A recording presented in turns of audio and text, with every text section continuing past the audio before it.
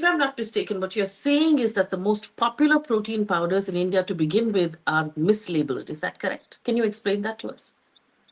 Yeah. First of all, thank you for having me on your show, Faye. My So pleasure. we did this project quite a while back, and it was going through peer review, and finally we got it published. Yeah. So this protein project, we call it as a citizens protein project, because it was funded by Mr. Paras Chopra. He's a tech entrepreneur. So it all started with him asking about somebody who's willing to help him do this study on protein powders, because he was consuming some protein powders at some point and he wanted to know how good they were, if they were safe to take. So the reason why we did this project in the first place is because we have a lot of data from the West, which shows Mm. that anywhere from 14% to 50% of protein supplements, I mean, dietary supplements, including protein supplements, when they were tested for quality standards, they were found to be either contaminated or adulterated with Mm. synthetic steroids and other agents. But that kind of data from the Indian subcontinent was lacking, and we have no transparency on the consumer level products that we normally consume, especially the dietary supplement products. So this is what the reason why we thought this is a very good project, for not just for us to understand, and as a doctor to help me advise patients about what is right and what is wrong regarding their dietary supplement use, but also for the public to understand that these are the transparent results of most popularly consumed protein supplements in the country, and that is why this project was done. So the mislabeling is something that we need to really talk about, because it's very important. So we have Yeah. these I'm just going to talk about protein supplements now, Yes. because dietary supplement industry is something so It's a different. It's a separate. huge Yeah. thing, Yeah. right? Yeah, so I'll just focus on protein supplements. So protein supplements can be plant-based proteins, dairy-based proteins. They can be blended also. So every protein supplement will have labelings on the product which says that the protein content is this much. For example, 100 grams of protein. If you take a scoop or three scoops, it will contain this many grams of this many percentage of Yes. protein per 100 gram of whey protein or pea protein or whatever they add to it. And there will be additional data on additives. So there will be some additional components blended with these proteins. So these are all part of the label. Now, the most important aspect is that there is a lot of these manufacturers, they mislabel these products. So they'll say that our protein contains if you look at the percentage, 100 grams will have 50% protein in it. So that's what you're going to get when you take our product. But when you Yes. actually test it, it might actually have 10%, not the Mm. protein that they claim it has. So the protein content is the most commonly mislabeled item on a protein supplement.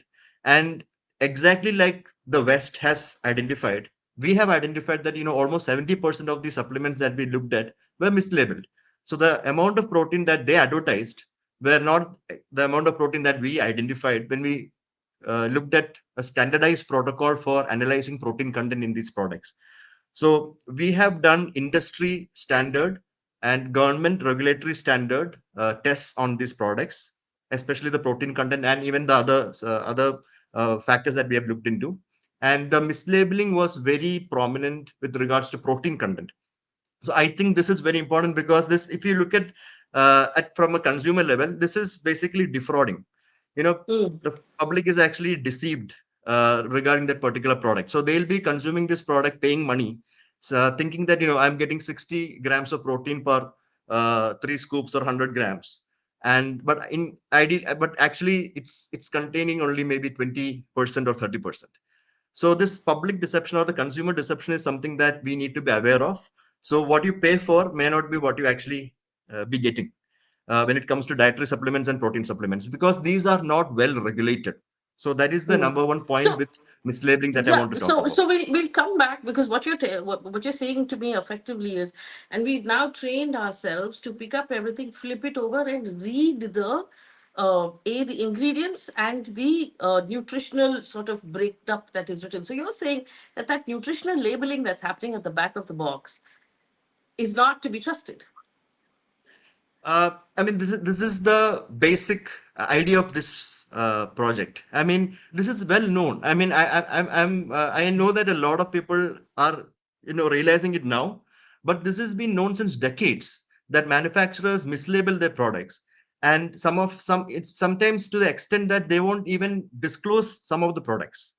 So some of the components that are added to these products. So that was going to be my next question, Doc. Siddharth Tupali is asking that question as well. Plant protein.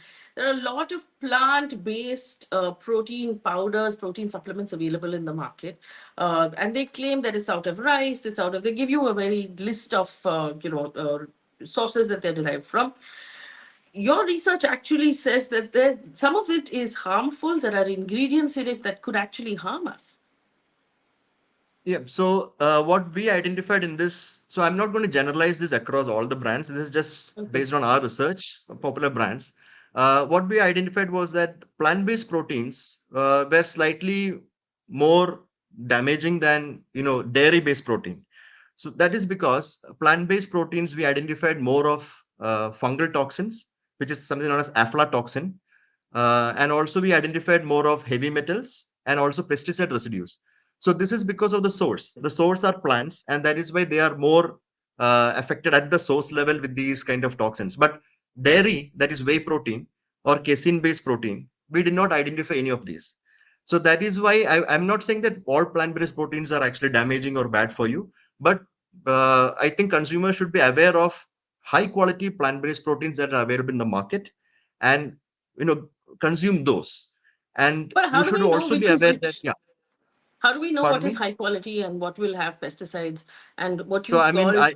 Yeah. I think we have this limited idea of what is good quality from our project now. So we have 36 brands, and we have very specifically identified which are good quality plant-based proteins. I'm not going Mm, to take names here, but it's there in the paper.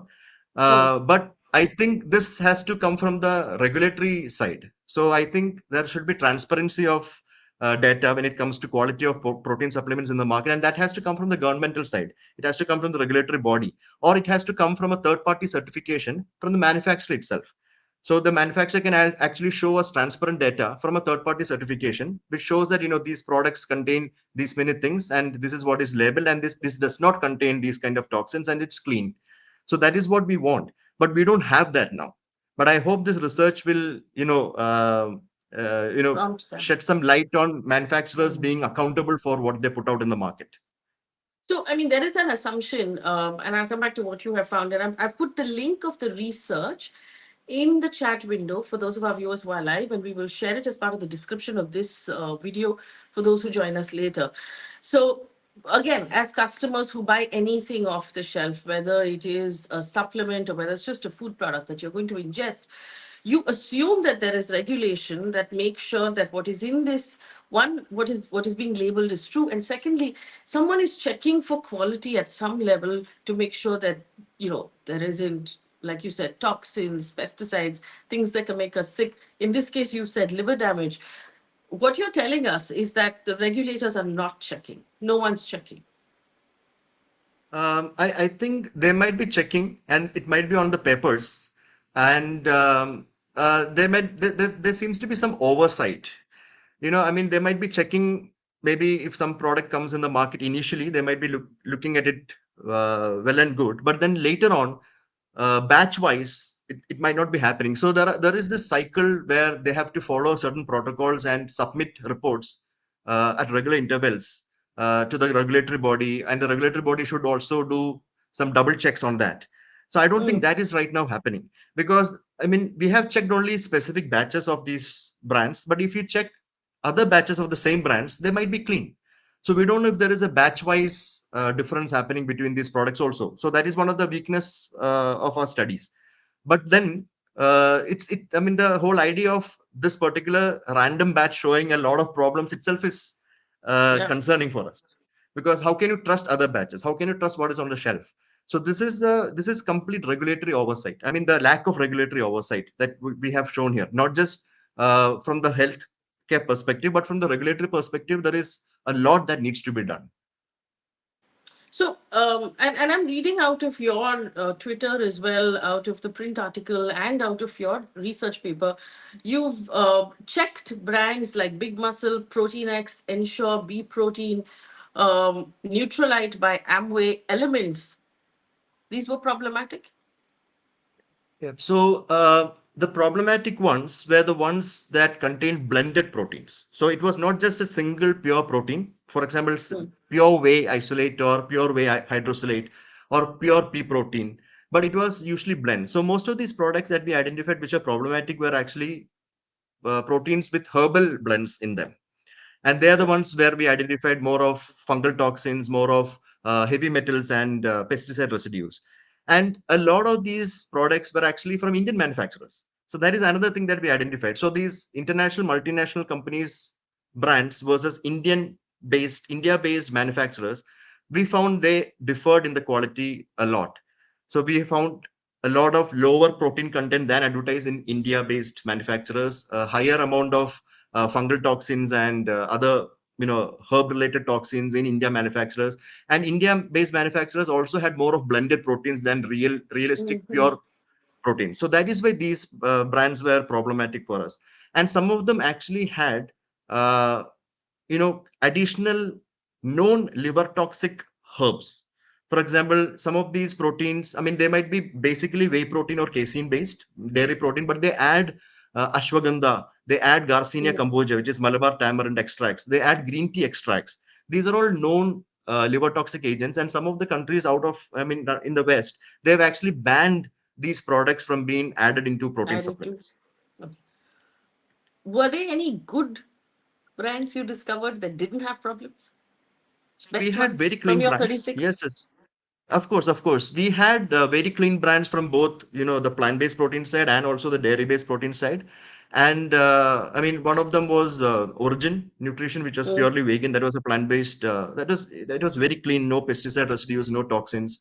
The second was, I mean, right off my head, I'm just there was One Science, there was Muscle Blaze. They were actually Yeah. pretty good protein. But then there were brands where we identified, and I think this is very important, where we identified protein content more than what was labeled. So they'll say that we have 60 grams of protein, but then we identified 80. So this is Okay. also not good. So people might think that this is actually great. We are getting more than we bargained for. But Right. in fact, most of these companies do something known as protein spiking or amino acid spiking, in which low quality amino acids like glycine and taurine are added to the product to falsely increase the protein content during testing. But in fact, the protein content is much, much lesser and the quality of the protein is much lesser. So this is known as protein spiking or amino acid doping.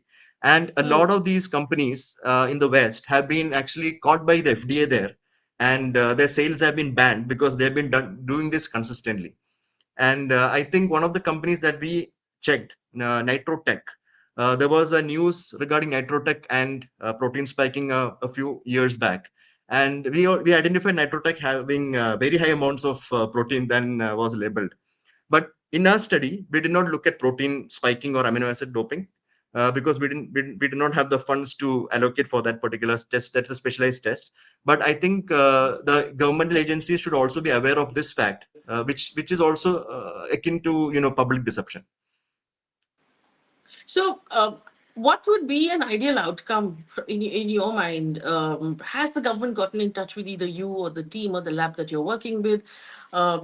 Asked to look at details, or are they checking your methodology?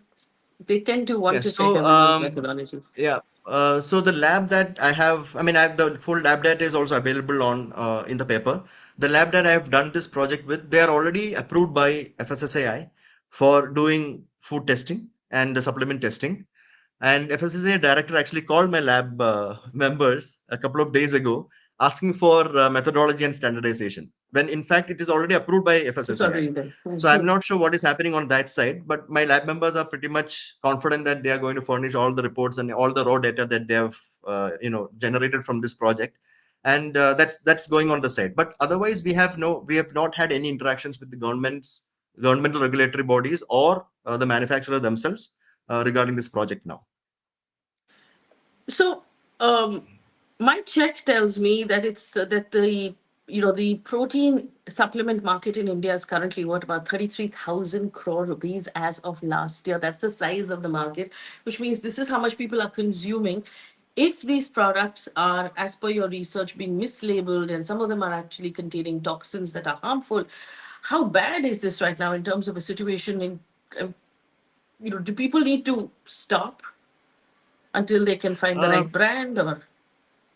So I'm not sure if people actually know this. I mean they would have read about this, but last year there was a question in the parliamentary session where Yes. Dr. Mansukh Mandviya had to answer regarding the protein supplement, the dietary supplement industry in India, and he said that about 40,000 cases were filed against various supplement and protein manufacturers in India. Some of them are civil cases, and some of them are even criminal cases.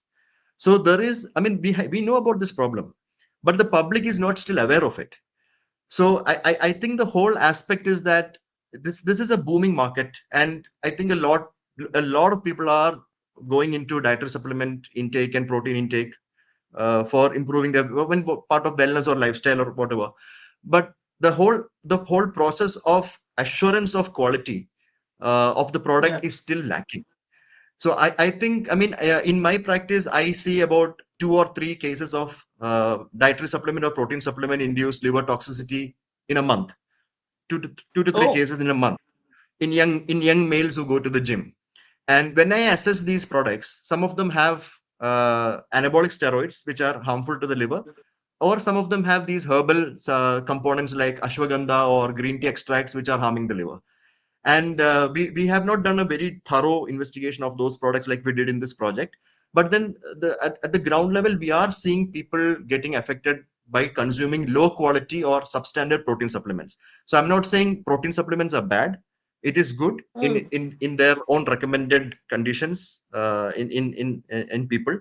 But there are these low quality substandard unregulated supplements in the market that can actually harm. What they are, So we are not sure.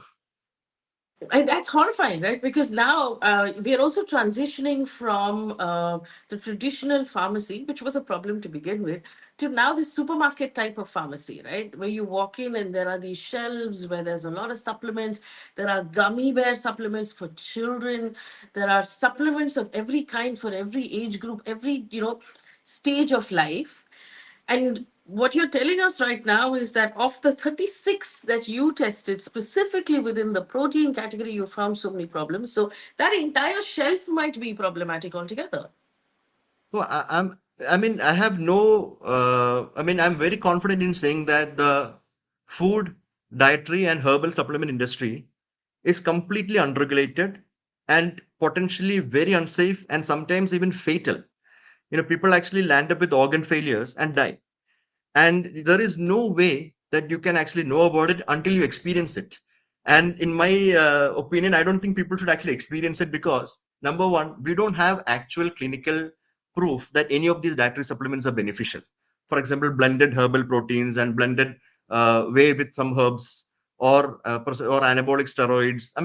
We don't have actual clinical data that these are actually good for wellness. So when there is no data to show that it does not benefit you clinically, why do you have to consume it to get the side Yeah. effect? So that is the whole aspect of it. So if there is a dietary supplement that is proven to be useful for any specific condition or particular health improvement, of course we can have it because the benefits far outweigh the risk. But with unregulated supplements, like in the market, like exactly like you said, these gummy bears and these multi-herbal products and these protein supplements with blends, we have. It's more of risk than benefits. So I think people should be aware of it and stay away. I think prevention is better than cure. That's that that So, that that is what is specific for this condition here. so the word herbal keeps coming up, right? And herbal and a green label has now become code for this is almost, it will not harm you because it's plant based. What you're telling me is the exact opposite. That herbal might actually be harmful. Herbal is for most of the part it is harmful because we don't have good data to show that they are actually beneficial. So a lot of these herbal supplements on the market, herbal supplements can be when categorized into different groups. For example, they can be part of traditional medicine, like for example Ayurveda or homeopathy. They can be part of Hmm. these dietary supplements. It can be part of protein supplements, and it can be part of there are these botanical supplements for wellness, and that is part of it. That is part of a category known as HDS, that is herbal and dietary supplements, which does not come under traditional medicine. So a lot of these herbs are floating around in the market, and they are, something that is natural does not mean that it is automatically safe. For example, snake bites are natural, bee stings are natural, lightning strikes are natural. So it's the same thing with herbal supplements. So something that we don't have actual benefits for, consuming them actually puts you at more risk than gaining benefits from it. One of the things that you said a little earlier, and I'm moving away from the protein conversation, you said green tea extracts actually cause liver toxicity, which is hilarious because green tea is actually promoted as something that detoxes. Please Yeah. explain what So any of this means. yeah, so I think there are 3 points here. One is a detox. So detox is a fraudulent term or a marketing term that is used by the wellness industry to help people part with their money quite quickly. Their hard-earned money just gets wasted on detoxes. The only detox that we need are the kidneys and the liver. So we already have a detox in our body. We don't need any external detoxes. So the whole aspect of detox is basically fraudulent, and I don't think people should fall for it anymore. Second is green tea versus green tea extract. So it's totally different. Okay, those two So separate things. consumption Okay. of, yeah, separate thing. So when we consume normal green tea every day, that is fine. It's perfectly fine. Some upcoming studies are also showing that there are some benefits associated with green tea consumption daily. But green tea extracts are different.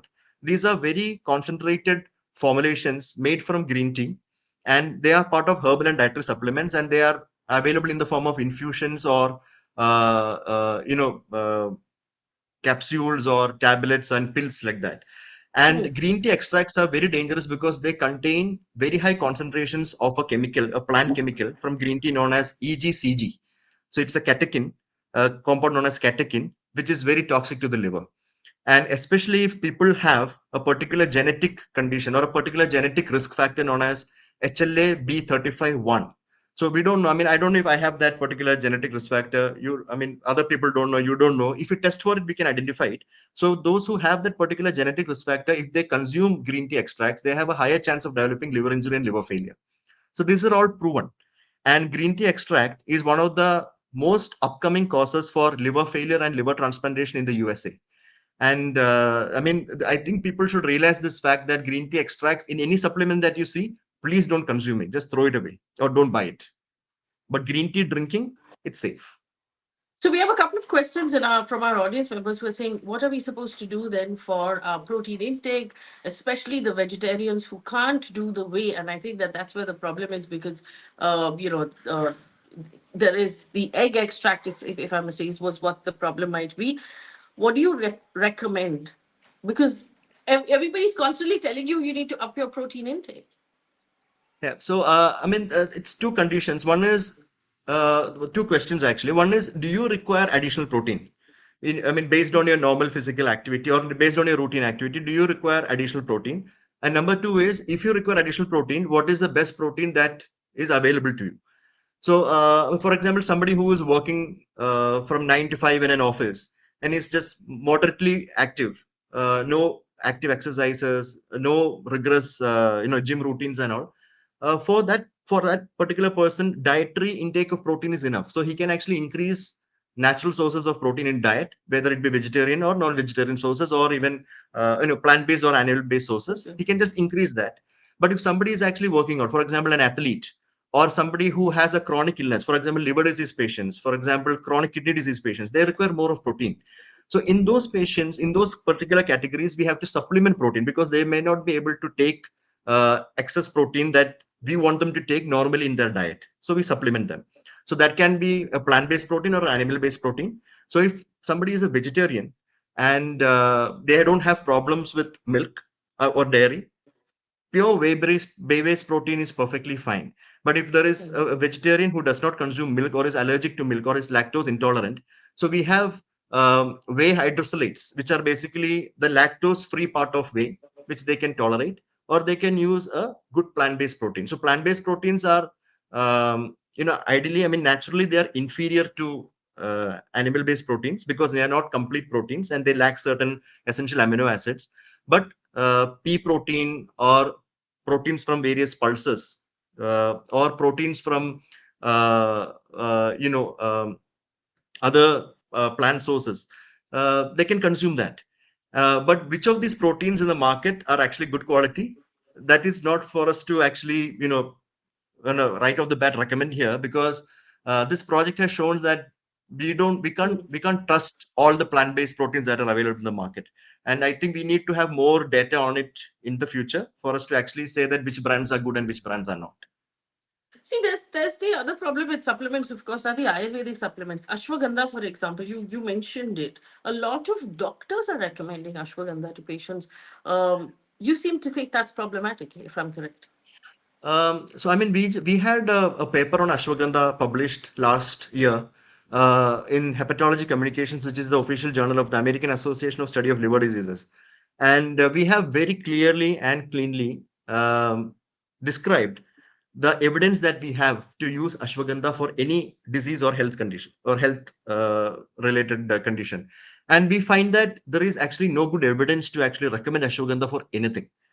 But a Oh, lot of so people it's do recommend your ashwagandha. argument or your research says that it's useless. Yeah, I mean, this is not my research, but this is analysis of all researchers that has been done since last few decades, which shows that there is no good evidence to recommend ashwagandha in any clinical condition. People take it for anxiety, people take it for insomnia, people take it to reduce their stress levels, people take it, gym goers take it to increase their exercise tolerance. But all of this is based on very weak levels of evidence. It is not good quality evidence, not based on rigorously done methodical studies, and it's all part of the business, right? I mean, the dietary supplement industry is a huge business, so there is Mm. very less of science and a lot to do with business there. So the ashwagandha issue, another major issue that is coming up is the liver injury associated with ashwagandha. So a chemical in the ashwagandha plant known as vithanone has been shown to damage the liver cell DNA and cause liver damage. And we have published the largest series of ashwagandha liver injury and liver failure from India in this Hepatology Communications journal last year. So people should be aware that something that is not shown to be of good clinical relevance with upcoming data on increased adverse effects, I think people should stay away from it. And doctors who are recommending these, I think they're ill-informed or they're ignorant about Mm. these updates that are happening in the dietary supplement world. We have a couple of people who are asking, is rice and pea blended protein a complete protein? So this is basically plant protein. So that's not a complete protein. And we look at two things. One is bioavailability and one is digestibility. So these two are very high in dairy-based protein and egg protein. So but the whole idea is that if you have a good diet which is balanced from a plant-based source point of view. So for example, you can have pea, you can have I mean, right off the bat, I'm not getting many plant-based sources, but there are multiple sources of Mm. like for example, soya. People think that soya is actually harmful, but it is not. People can consume soya in recommended limits to increase their daily protein intake, along with pea proteins or other protein supplements. These can actually increase your protein, I mean, targeted protein intake. You can actually, you know, target with these protein supplements, plant-based protein supplements. But are these proteins much better than the other category of proteins that are available? Maybe not. But then Mm. you have to follow what your dietary, cultural, and traditional practices warrant you. So see, because I eat non-vegetarian, my friend won't be a non-vegetarian. He wants to have only vegetarian options, but he should be content with. I mean, we should make sure that he is content and he is well. His protein content is targeted with vegetarian options. You have to compromise at some point somewhere. But I think a pure plant-based protein is not that bad, and people can Mm. actually consume that. You don't have to compare anything. So So we've had recently the Ministry of Commerce issue an advisory to e-commerce companies about specifically putting drinks, the supposed health drinks like a Bonvita or those drinks that are largely now discovered to be sugar content in the health drink category. We've also had now a strong judgment from the Supreme Court against Patanjali.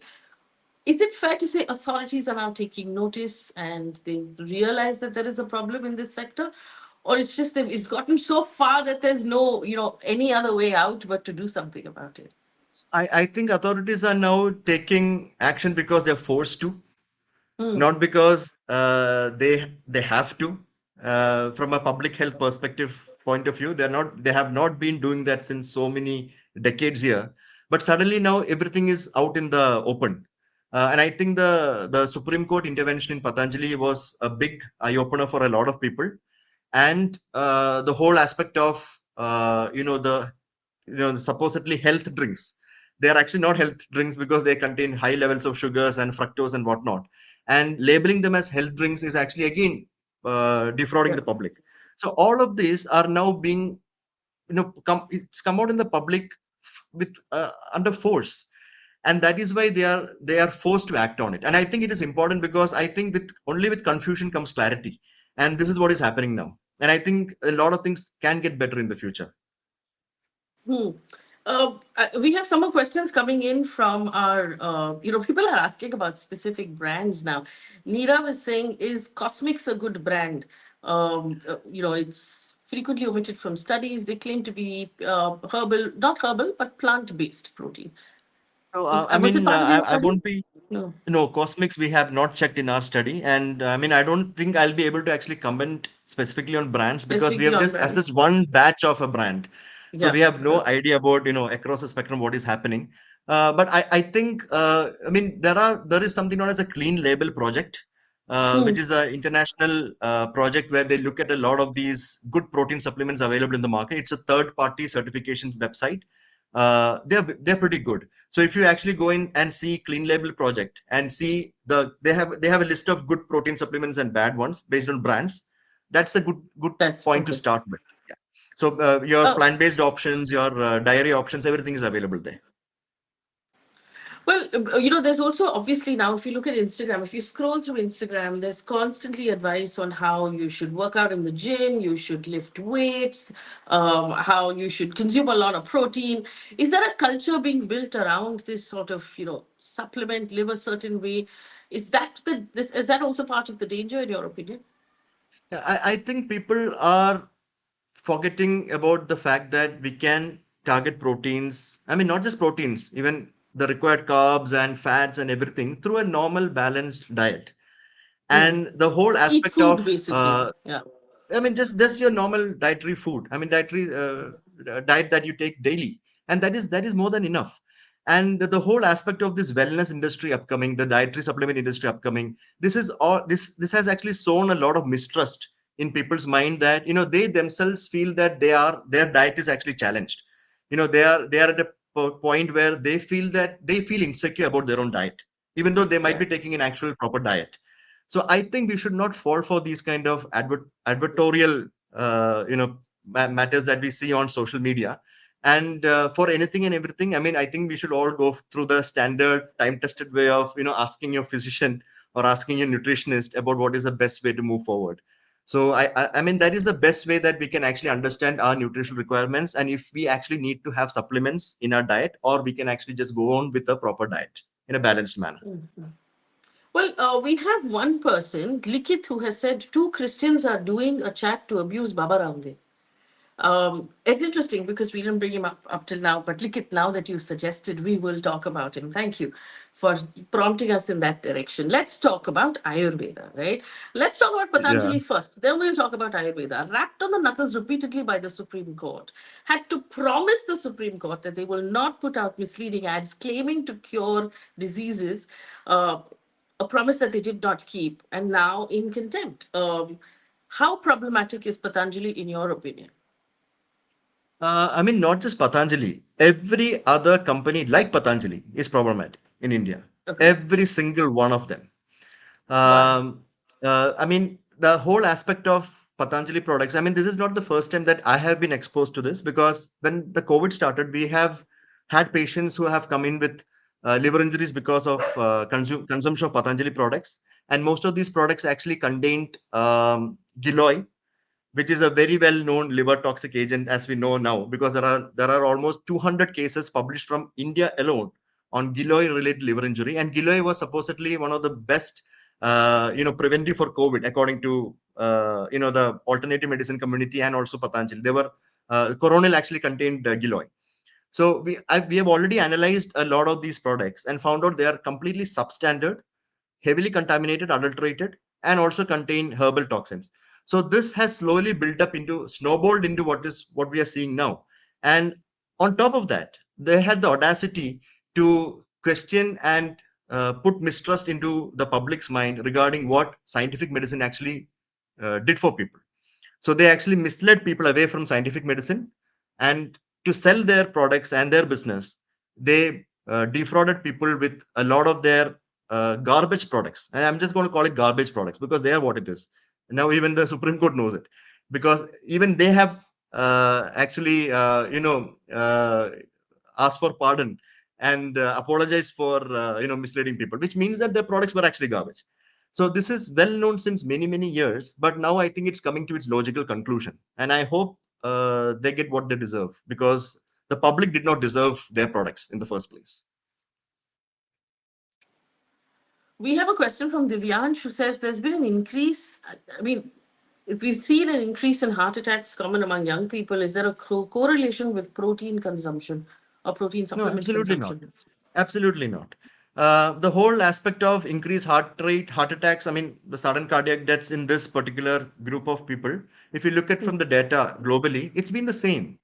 So this is another, another conspiracy theory that has been happening with respect to. I mean, I'm going to put it here. I mean, with respect to vaccination as well as protein Yeah. intake, that these two actually increase cardiac risk in people, and I think this is completely wrong, inaccurate information, and it's all part of the conspiracy theory club. So increase. I mean, protein intake does not increase the risk of heart disease, but an adulterated protein may Mhm. increase the risk of cardiovascular disease. For example, like the protein brands we looked at, presence of fungal toxins, presence of heavy metals, they can increase the risk of heart disease, but protein per se does not.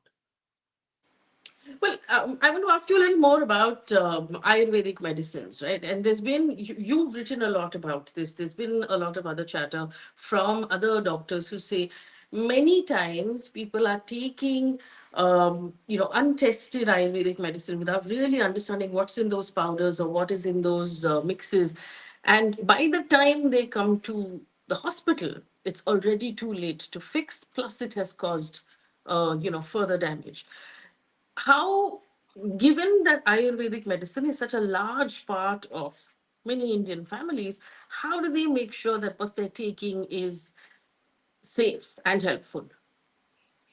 Um, so I think, I mean, two very important points here. One is that, I mean, a lot of people consume Ayurvedic supplements and Ayurvedic medications. I mean, they are actually not medicines, but they are supplements only, because they come under the category of dietary supplements. They're not marketed as medicines because it's not tested as per the standards for Mm. medications and drugs. A lot of them take it because of traditional beliefs, religious beliefs, cultural practices, and also because of peer pressure from the family. So a lot of misinformation runs within family members regarding consumption of Ayurvedic products for health or disease prevention, or for disease management. So this is not based on science at all, or scientific evidence at Mhm. all. So there is no safe way to take an Ayurvedic supplement. So if you're taking an Ayurvedic supplement, you're always at risk, because none of these supplements have been proven to actually work for disease prevention or treatment of any disease condition known to humans. If it was, we would actually find Ayurvedic supplements as part of clinical guidelines for various disease conditions. I mean, you look at diabetes mellitus, you look at rheumatoid arthritis, or you look at hepatitis B virus infection. None of these guidelines feature Ayurvedic supplements. That is because Mhm. we don't have any data to showcase that these are actually beneficial. So the only safe way to consume an Ayurvedic supplement is not to consume it at all. Don't consume Ayurvedic medicine at all. That's your stand. I mean, if you're going to consume Ayurvedic medicine, you have to have proof, evidence, substantiated by actual scientific studies, replication of those studies, validation of those studies, to show that they actually work. And the benefits are far more than risks. But right now, we don't have that. We see that there is a huge growing body of evidence which shows that these kind of supplements actually harm people instead of benefiting them. So when there is an increase in graph of risk, and a static or a near zero graph, a line in the graph where there is benefits, why do you want to even consume it?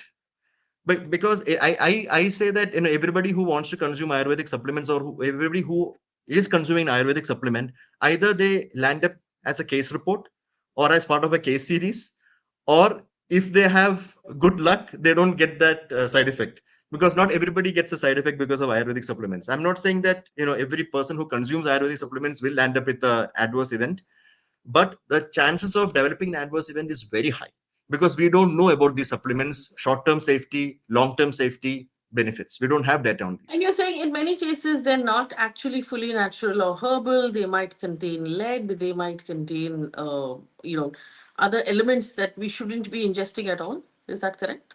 So these supplements, I mean, Ayurvedic medicines cause harm in three ways. One is Mm. that they'll have direct toxic agents, for example, liver toxic agents or kidney toxic agents, like the specific plants that I was describing before, giloy or ashwagandha, or green tea or turmeric, even curcumin can cause liver damage. So these are direct toxins to the liver. Second is that they'll have some contaminants during the manufacturing process, like for example, heavy metals or some other Mm. Mm. pesticide residues or other fungal toxins that can harm. And the third is that you're consuming these supplements for a particular disease, but these supplements have not shown to be effective or beneficial for that particular disease. That disease can progress in its natural way, and you can land up in trouble because of that also.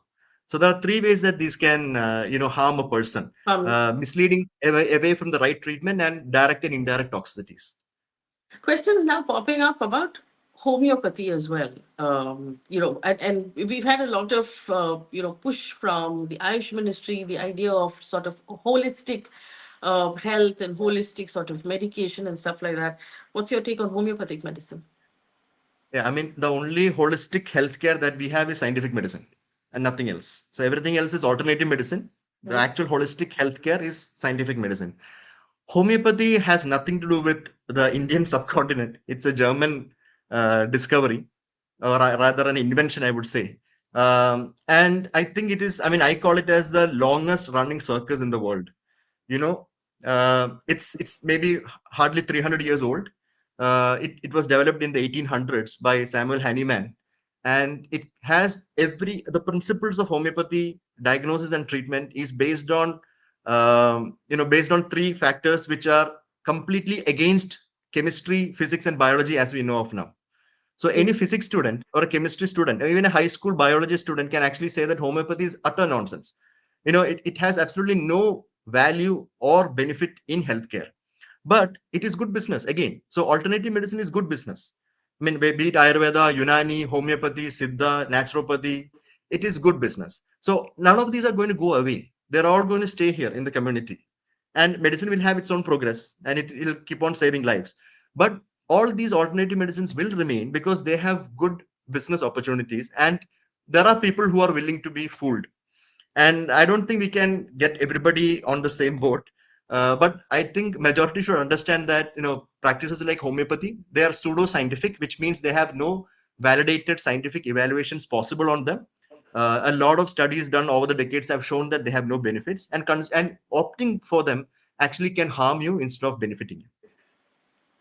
Well, let me argue the other side of the case at this point. India has um, made cough syrups that the world accuses us, which have killed children, because our manufacturing process was not regulated, it was not looked at. And these were allopathic or Western medicine or scientific medicine, if you want to call it.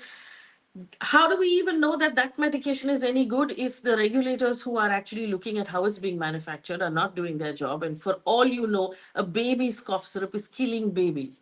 So how is that medicine any better, finally, in the hands of the patient than Ayurveda or homeopathy? So I think we have to differentiate between science and bad medicine. So Hmm. there is bad medicine all around. So if you look at Ayurvedic supplements and homeopathic supplements, the whole entire industry is bad medicine because there are no benefits identified and there are only risks. But if you look at a cough syrup which is properly made, it can have its benefits. But a cough syrup that is not properly made, that is not a fault of science. That is not a fault of medical science. It is a fault of the manufacturer. So you can't blame the whole of modern medicine because of a fault of a manufacturer. But Instead, you can actually blame Ayurveda and homeopathy for killing much more people than these adulterated occasional modern medicines that you see as part of news media. So there is a course correction here. So we know that there are these set of cough syrups that have actually killed people. So we have to take action on it, and that action is going to be taken and it is going to be corrected. But we know that Ayurvedic medicines having giloy or ashwagandha or turmeric can harm people by failing the liver, but we are not doing anything about it, and that's still in the market. So the whole aspect of self-realization and course correction is actually a very mature aspect of modern medicine, which is lacking in Ayurvedic and homeopathic, the alternative medicine industry. So this is how I discuss this with people who argue that there is a cough syrup that has killed people, and why how is it worse than Yeah. why is it better than an Ayurvedic supplement? This is it. So you have to differentiate between bad medicine, and bad medicine is not actually a fault of medical science. It's part of the manufacturing process and regulatory oversight. The government and the regulatory bodies are to blame for that, not science. There's also there's it's been declared, it's obvious that medical research across the world is so competitive at this point. And we've seen this happen. There was a recent paper that it was not even a paper, it was an abstract about intermittent fasting that was splashed, it became headlines, and then it vanished again after some of us took a look at it. We saw a lot of this happen during COVID as well. Research that was not peer reviewed, or even research that is peer reviewed, it's a very competitive space. As an ordinary person who is, at the end of the day, doesn't fully understand how any of this works, where is the reliability that even the medical research that we're reading right now is telling us the truth? I think this is another aspect of modern medicine that we have to be happy with, because if there is a research that is problematic, or even before it is published, there is a chance that we can actually criticize it, scrutinize it, and then it vanishes, and we get whatever is right. So there is always a peer review and publication, but there is also a post publication peer review happening here. So this is the best part of medical science or modern medicine, where there is peer review process and also post publication peer review, which helps us understand that great or in-depth problems or issues in publications are identified. They are either retracted, removed, or corrected. So this is an ongoing process, and this is how it matures with time. And I think there are a lot of scientists and a lot of clinical scientists looking at this. There are integrity experts, scientific integrity experts, research integrity experts who are there are watchdogs for modern medicine. And I think we can feel safe in this sphere rather than feel safe in the other sphere.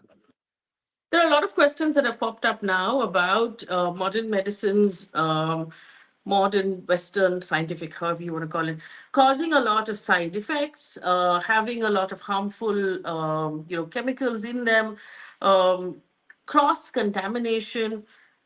How does one keep themselves safe from all of that? So the whole, I say, I'm not saying that modern medicine is perfectly Yes. fine and safe for everybody to consume. Modern medicine has side effects. I mean, everything has side effects. Even drinking large amounts of water can kill you, because you can actually develop something known as hyponatremia, where your sodium levels can go down and you can die with it, drinking excess amount of water.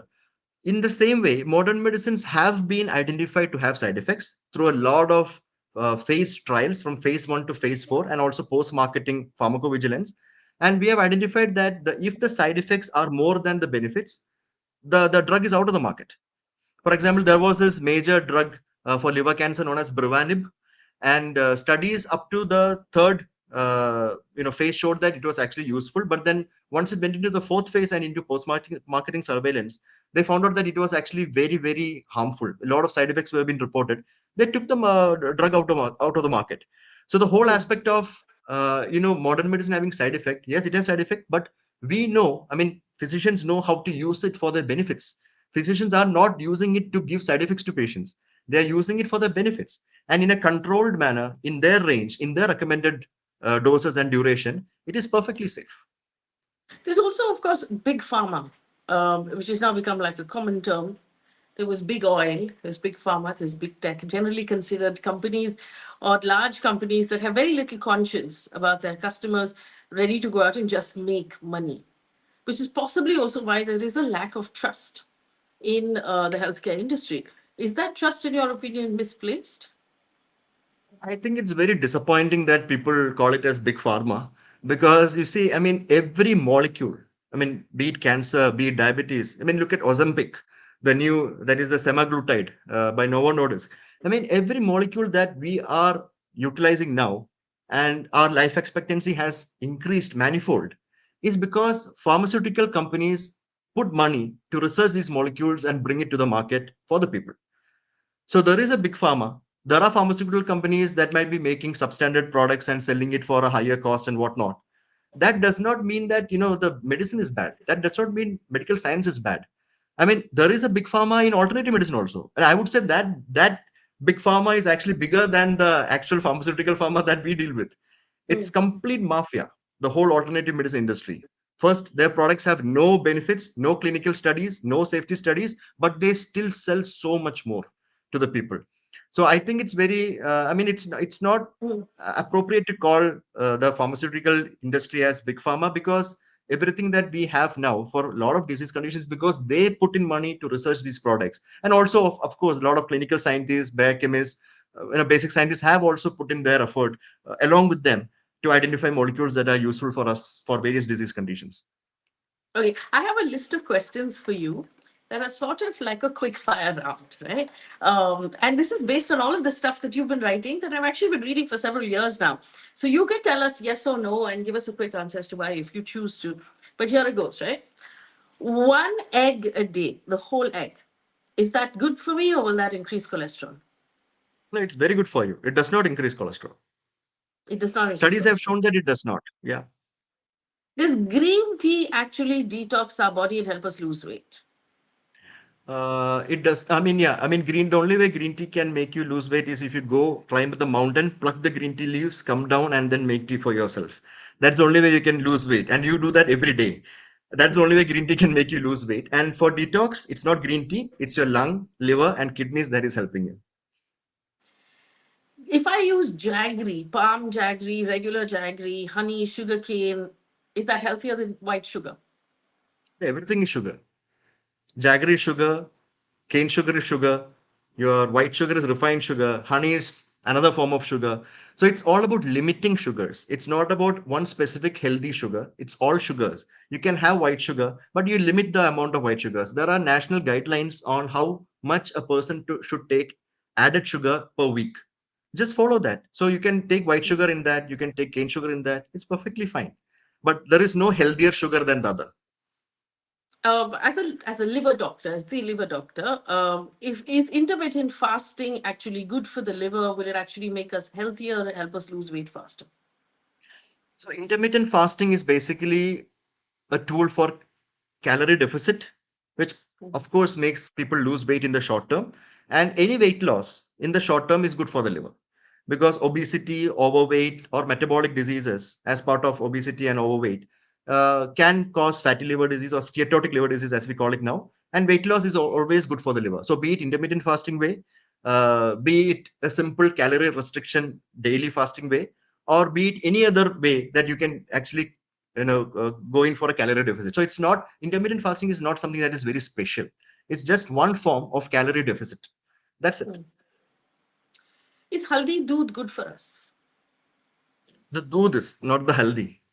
Not the haldi. So the You believe that haldi, turmeric no, the is haldi. because Indians put turmeric on everything. It's supposed to be good for us in every way.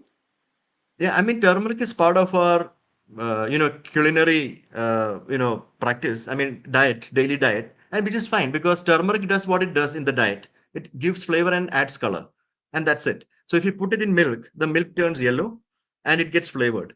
But you are not getting any goodness from the turmeric because turmeric is not absorbed in the body. 99% of it is lost in the stools.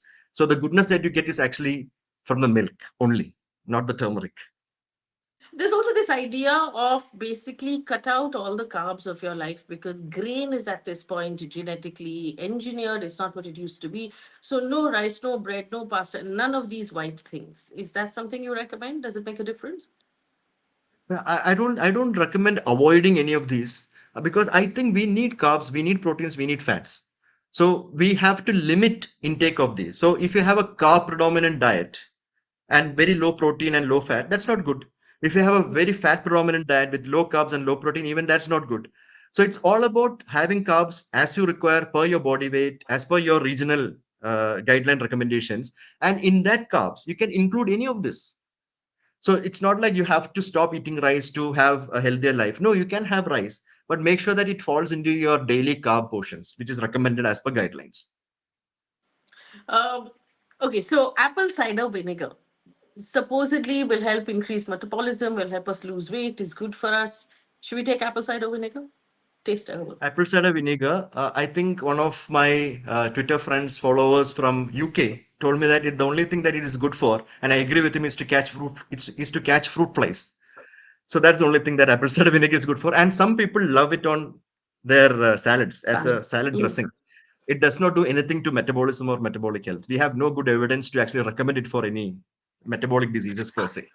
Are some fruits bad for us, or should we not be eating fruits at night? I think we can have any kind of fruit that we want, provided it all comes within the calorie intake that is recommended for us, depending on our physical activity and our daily nutritional intake. And you can switch fruits from whatever you want. I mean, people say that don't eat fruits at night. I have never understood what the science behind that is. Because if you eat fruit at night, what is going to happen? They talk about, your digestion not getting proper because of the fruit and things like that, but they have no evidence to show for that. So Mm. these are just health myths that is out in the open, and I think people should just move away and grow up away from all these healthcare myths. Have your fruit, enjoy your fruit portions, but make sure they come in within your calorie Okay, so recommendation. this whole business of don't eat it after your meal, don't mix it with dairy, don't eat fruit and something else. You don't subscribe No, to any of that. these are based on obsolete Ayurvedic principles, which was written 2,000 3,000 years ago, based on some primal observations at the time, and we have no testability to prove that these things actually cause you harm. Come on, I mean, one of the best shakes that I have is something known as a Sharjah shake, which is milk and banana with a bit of boost in it. Hmm. Not that it's going to be healthy, but you can have an occasional Sharjah shake. It's fine. I mean, I'm not dead yet, because I've consumed that. You can mix dairy with milk. I mean, milk with fruits. There is no problem there. You did mention this earlier also. There's this whole idea of stay hydrated, right? Drink a lot of water. People carry these giant bottles of water wherever they go and they're drinking a lot of water. You actually believe that too much water is bad for us. Yeah. So drink water when thirsty. That's a simple rule, and Mm. drink water according to physical activity. So I sit in the. I mean, I work out in the morning a bit, as much as I can in my limited time, and then I go and sit in the OPD from 9 to 5. But there'll be another person who's an athlete who'll be actually training for most of the day, and he requires more hydration, and I require lesser hydration than him. So there is no set standard for drinking this much amount of water. People say consume 8 glasses of water a day, which is actually wrong, because you cannot generalize that for everyone. I mean, what I say is when you're thirsty, drink. That is enough. Your body will tell you when you're thirsty. There is a center in the brain to tell you that, and that's more than enough. Okay. Coke zero, Pepsi zero, zero calorie colas and drinks. Good, bad? What should we So do? 0 calorie is any day better than calorie. Full calories. Okay. So there have been a lot of studies that have been done where they have switched from sweetened beverages to 0 calorie beverages, and found that patients have lost weight, patients' metabolic factors have improved. So there is some benefit of going in for 0 calorie sweeteners in your daily diet. I mean, especially if you have metabolic disease. But there are recommendations to using these on a daily basis. So we have to stick with those recommendations. And the whole myth The, that these, yeah, sorry, yeah, please. the artificial sweeteners as well, the stevia and the other things that are put in these zero calorie drinks, we're now told could cause cancer, could have adverse effects as well. So they cause cancers in mice or cells when they are given in doses that is 20,000 times more than what we consume. Hmm. So that is not a yardstick for us to actually say that these are going to cause cancers in humans, because there is no evidence that these actually can cause cancers in humans. These are all in these lab-based studies and animal models, small rodent experiments, where they have given very high doses and they have found out that DNA changes, and there is some mutations happening and things like that. But that's just lab-based data. We don't have clinical evidence for that. So it's safe to use within recommendations. Okay, so Sharjah shake is better than Diet Coke, which is better than regular Coke. Sharjah shake is actually the most Worst calorie among dense. But if you're well, working out in the gym and you need a good calorie meal before the gym workout, Sharjah shake is better than a Diet Coke. it's better than a diet coke. All right. So we've been talking for an hour, but I still have like a ton of questions for you. We're going to collect those questions, including the ones that are in our live chat, including the ones that you will leave in the comment section, and hopefully, Doc, we can have you back again, and we'll have more conversations because obviously someone needs to bust these myths, and we need to talk about what we're putting in our systems because it's so dangerous. The other thing that we have to talk about, vaccines and that whole can of worms that we've not opened yet. But thank you so much for speaking with us. For our audience members, we've shared the study itself in the description and in the chat window. So you can take a look at that study, read that study, leave us questions, and we'll try and answer more questions with Dr. Phillips for you. For now, thank you so much for watching. Thank you. Thank you for having me, and I enjoyed this conversation. Thank you.